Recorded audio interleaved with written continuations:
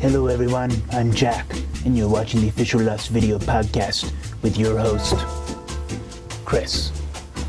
And today we're going to talk about the love triangle between Jack, Kate, and Sawyer.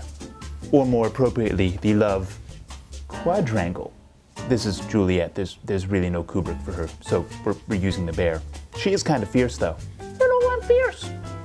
All of that is in preparation for our episode, Namaste, airing Wednesday, March 18th at 9 p.m. And in honor of that, we're here today with the real Sawyer, actor Josh Holloway, to talk about the evolution of his character, right?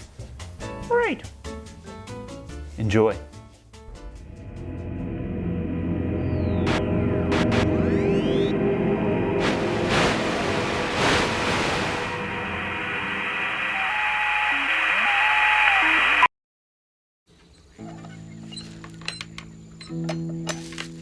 You're going down there?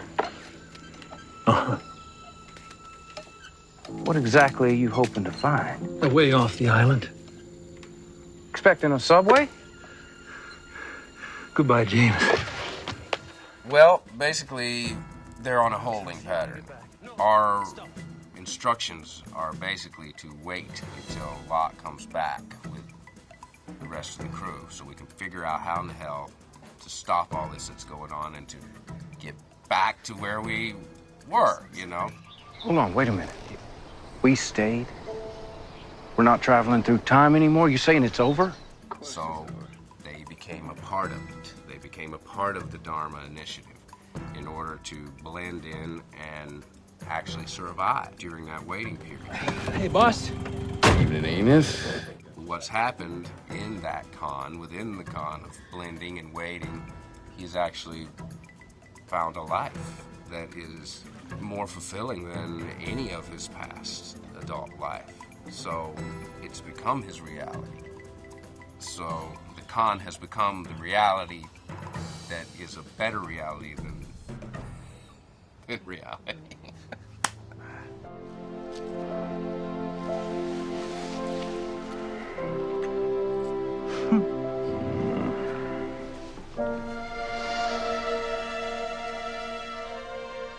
I love you.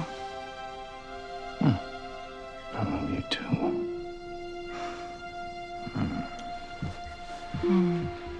That was shocking for both of us, actually, at the beginning of it, because, of course, with the time travel situation going on, it seemed a bit abrupt when filming, right? It's a different relationship. Sawyer is always wham, bam, thank you, ma'am. It's like Sawyer is a fun weekend, not your relationship guy, normally.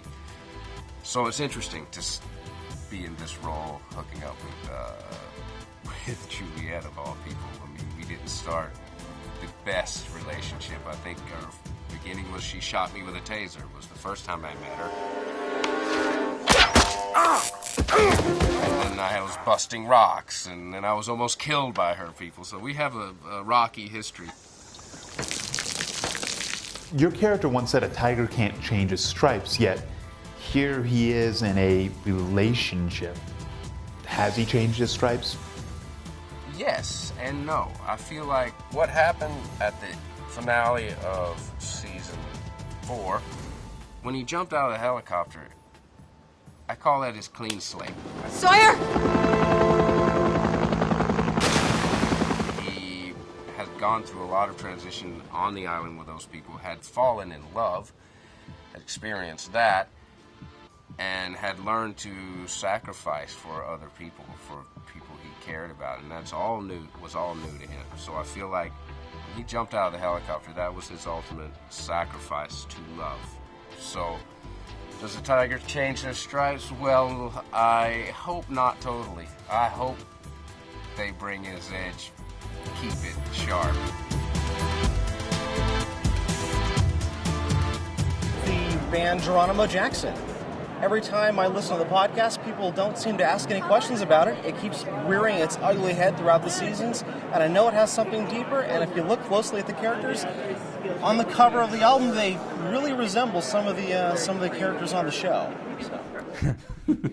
Interesting. That's very interesting, very observant. Well, Geronimo Jackson actually is one of those things that people think that we created and dropped into the show, like the Dharma Initiative. But Geronimo Jackson is an actual band that we have now, very obscure band that basically came out of San Francisco and sort of was in the whole sort of Haight-Ashbury scene. But they released one album and recorded half of a second album, but we have used them in the show, and now everybody is in a Geronimo Jackson. They're a very, very obscure band, but somehow because of our use in the show, people have been more interested, and then some people have surfaced who knew more about Geronimo Jackson, and lo and behold, they may actually kind of finally get the fame that eluded them when they were actually attempting to perform.